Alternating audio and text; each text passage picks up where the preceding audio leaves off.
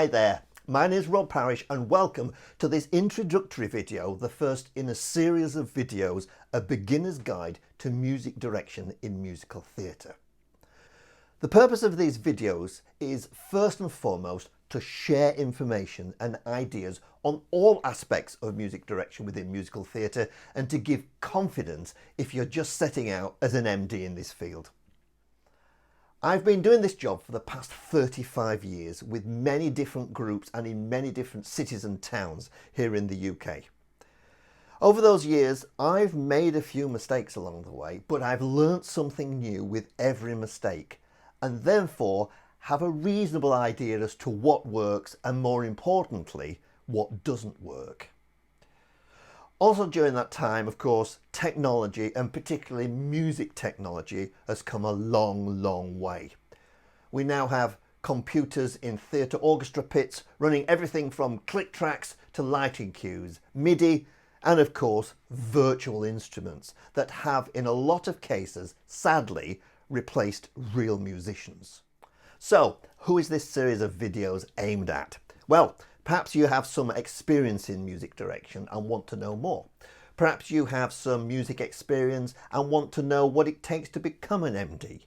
You might be involved in musical theatre already and want to know more about what the music director actually does. You might be an accompanist and attending rehearsals week in, week out and wanting to proceed to another level. Or you might be just a musical theatre fan that wants to know what happens in the pit. Hit the subscribe and alert button below so you can be informed when further videos are released, and please do leave any comments. I love to hear from you about anything that may have gone wrong for you in rehearsals or indeed during a performance. If you're already a music director, what's the biggest hurdle you face in your role? Do you know where your responsibilities lie? What's the biggest nightmare you have faced so far? Share your stories and hopefully we can all learn from each other. Ask any questions, tell me you agree, tell me if you disagree, that's fine too. I want to hear from you. So, what's going to be covered in the videos to come? Initially, we'll be looking at the role of the music director. Do you know where your responsibilities lie, especially if you're joining a group for the first time? We'll also be looking at which methods groups use to choose their next musical production and choosing the correct production for their membership. We'll look in detail at working with your colleagues in the production team, the director and maybe a choreographer, and the numerous things you need to know to prepare yourself for taking on any production in the role of music director. All the questions you need to ask before making a decision. We'll look at marking up your score and being prepared as possible for standing in front of your company at the first rehearsal. We'll look at the audition process, choosing the best audition pieces to ensure your auditionees are fully tested for the role they're auditioning for. Also running the audition process and putting people at ease. We'll look at rehearsal planning and leading and running singing rehearsals. Getting the very best out of your performers with tips on getting those non-music readers to learn a music line that isn't the melody. These are sometimes known as note bashing rehearsals, and for those that don't read music can be somewhat mundane. How to make them interesting.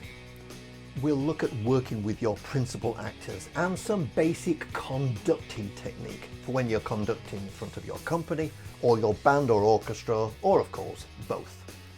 One of the most often asked questions I get from students is, how do I go about choosing a band or orchestra when the production is orchestrated for say 24 players, but we only have the budget for 12? How do I go about choosing which instruments are key? And we'll also look at the ongoing battle of traditional string instruments against virtual string instruments. We'll look at the band call and what you need to be prepared for when the band or orchestra comes together towards the latter stages of the rehearsal process. We'll look at the technical rehearsal, the dress rehearsal, and of course, the production itself, and what can and sometimes does go wrong, and hopefully how to correct it. I'm also working on videos looking at when the band or orchestra is not in its traditional position in the pit. Your band may be part of the production itself and on stage, or maybe located in a different part of the venue altogether, and how best to achieve that. And working with click tracks in the pit, from the simplest setup to the more complex ways of working with tracks in a live performance setting, and working with your sound engineer or sound team. You may be watching this and thinking of someone who may actually benefit from these videos. If so, hit the share button. If there's anything I've missed, and I know there will be, put it in the comments box below. Let's share our experiences, tips and advice. Hit the subscribe button and alert button so you're notified when new videos are uploaded. Okay then, my name's Rob Parrish. Let's get started.